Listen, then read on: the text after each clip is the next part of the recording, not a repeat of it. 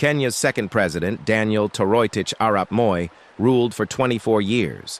His reign was marked by fear, loyalty, and absolute power. Moi died in February 2020. But more than 4 years later, his influence is still alive. From politics, business, religion, and even culture, Moi continues to cast a long shadow over Kenya. This is why Moi still rules Kenya, even after death. To understand his lasting influence, we must go back to where it all began. Moi started as a humble teacher in Rift Valley, quiet, calculating, and patient. In 1978, after the death of Jomo Kenyatta, Moi ascended to the presidency. At first, many dismissed him as a passing shadow. They called him a passing cloud, but Moi proved them wrong. He transformed from the quiet deputy to a man who controlled every corner of Kenya. Moi mastered the art of survival. He neutralized his enemies with precision, some through fear, some through favors, and others through mysterious disappearances. His one-party system turned him into the undisputed KANU chairman, making loyalty to Moi the key to survival in politics. This political culture of loyalty to the king never really left Kenya. Even today, politicians still measure their strength by how close they are to the seat of power, a culture Moi perfected. During his rule, Kenya experienced detention without trial, censorship of media, and the silencing of critics. Universities trembled at his name. Secret police monitored conversations in bars and classrooms. The culture of fear he planted still lingers in Kenya's politics. Leaders feared questioning authority then, and many still hesitate today.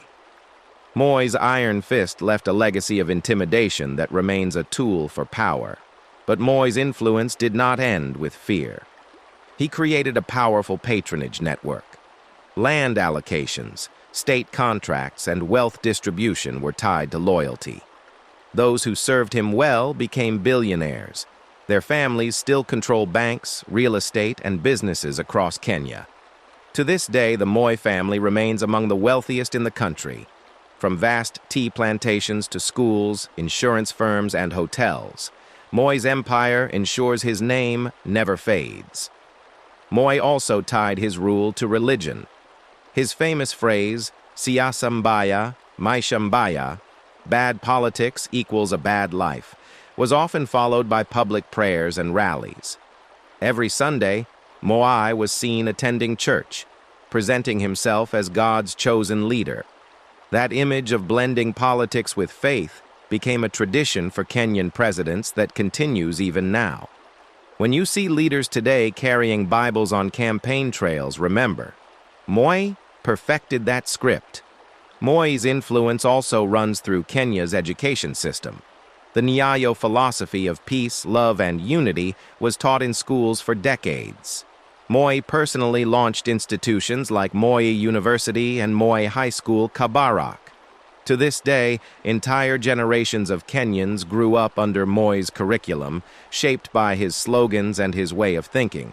He raised not just voters, but loyal followers who still defend him even in death.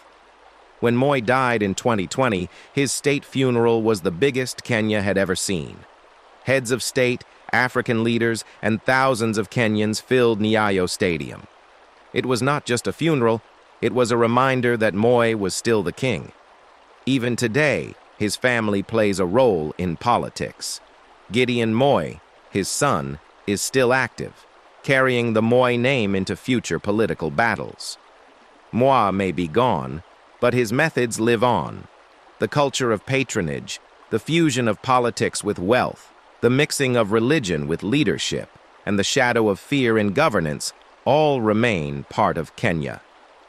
To understand today's Kenya, you must understand Moi. Daniel Toroitich Arap Moi may have left this world, but his fingerprints are everywhere. From the billionaires' boardrooms to parliament, from churches to classrooms, from whispered conversations in villages to loud political rallies, Moi still rules Kenya, and perhaps he always will. This was Kenya Dark Files. If you want to uncover more secrets, scandals, and untold stories of power, hit subscribe and join us as we dig deeper into the shadows of Kenya.